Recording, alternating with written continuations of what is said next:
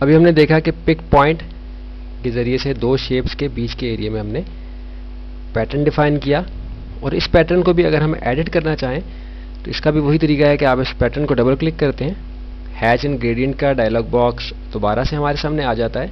अगर हम कोई दूसरा पैटर्न डिफाइन करना चाहते हैं या उसके स्केल और एंगल में कोई तब्दीली करना चाहते हैं तो वो कर सकते हैं। बिलफर्ज अभी हम एंगल में तब्दीली करके देखते हैं। आप देख रहे हैं कि 15 के एंगल पर हम लेके जाएंगे, इसमें तब्दीली आपको नज़र आएगी। प्रीव्यू, आपने देखा कि एंगल यहाँ से चेंज हुआ। हम 30 पे जाते हैं, प्रीव्यू, एंगल यहाँ से चेंज हुआ, वापस 0 पे आ जाते हैं। ओके, आप देख रहे हैं कि एंगल चेंज हुआ। यानी अगर तब्दीली भी करनी है तो उसी तरीके से कि आप इस पैटर्न पे आके डबल क्लिक करें तो आप हैच एडिट के ऑप्शन में आ जाएंगे और आप इस हैच को एडिट कर सकते हैं। हैच के ऑप्शन को हमने एक्टिव किया, हैच एंड ग्रेडियंट का डायलॉग बॉक्स हमारे सामने आया। पिक पॉइंट की अहमियत अभी मज़ीद हमें वाज़ेह होगी इस एरिया में सिलेक्शन लेके, ताकि ये बिल्कुल एक गैर मतवाज़न किस्म की शेप है, इसमें कोई तवाज़ुन नहीं है। मुख्तलिफ इसमें एरियाज़ हैं जिनका कोई आपस में कोई ताल्लुक ऐसा नहीं बन रहा कि जिसकी बुनियाद पे हम इसको कोई सेंसिबल शेप समझ सकें। तो पिक पॉइंट की ऑप्शन हमें किसी भी तरह के एरिया की सिलेक्शन को लेने में मदद करती है। पिक पॉइंट एक्टिव किया, आप देख रहे हैं कि बिलफर्ज हम चाह रहे हैं कि हम इस एरिया की सिलेक्शन लें। यहाँ हमने क्लिक किया तो आप देख रहे हैं कि सिर्फ ये एरिया सिलेक्ट हो गया, और एक दूसरा एरिया हम सिलेक्ट कर लेते हैं इधर से। तो आप देख रहे हैं कि इन दो एरियाज़ की सिलेक्शन आई है, किसी किस्म की कोई डिस्टर्बेंस और कहीं भी पैदा नहीं हुई। एंटर किया, सीक्वेंस आप समझ चुके हैं कि हम जब पिक पॉइंट्स को क्लिक करते हैं तो हैच का डायलॉग बॉक्स हमारे सामने से इसलिए गायब हो जाता है ताकि हमें पूरा मौका मिल सके अपने मतलूबा एरिया की सिलेक्शन लेने के लिए। सिलेक्शन लेके एंटर की प्रेस की है हमने तो हैच एंड ग्रेडियंट का डायलॉग बॉक्स दोबारा से हमारे सामने आ गया है। पैटर्न सेलेक्ट करना है, ऑलरेडी सिलेक्टेड पैटर्न को ही अप्लाई कर लेते हैं। प्रीव्यू कर लेंगे या ओके कर देंगे।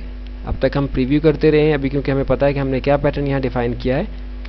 ओके कर दिया तो आप देख रहे हैं कि सिर्फ इन दो एरियाज़ के अंदर हमारा ये पैटर्न डिफाइन हुआ है। बाकी एरिया में भी हम मुख्तलिफ पैटर्न्स डिफाइन करना चाहते हैं।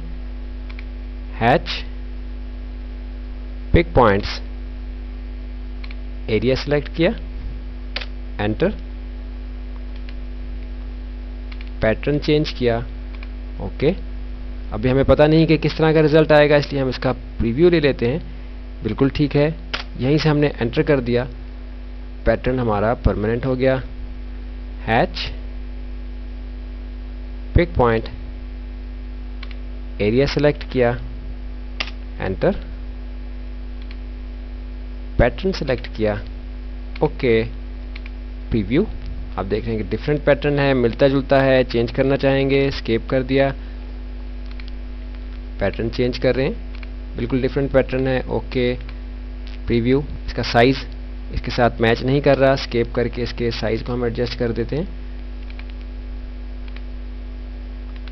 प्रीव्यू, एंटर कर दिया, एक और पैटर्न यहाँ डिफाइन करेंगे। हैच, पिक पॉइंट, सिलेक्शन ली, एंटर, पैटर्न सेलेक्ट किया, बिल्कुल डिफरेंट पैटर्न लेते हैं कोई। ग्रेवल या रॉक्स की फिलिंग का पैटर्न यहाँ लग रहा है, जो आमतौर पे बुनियाद के लिए इस्तेमाल होता है घरों की। ओके किया, प्रीव्यू, बहुत डेंस है, स्केप किया, स्केल एडजस्ट करेंगे, यहाँ से हम इसको 5 पे ले जाते हैं, प्रीव्यू करते हैं, बिल्कुल ठीक है, एंटर कर दिया।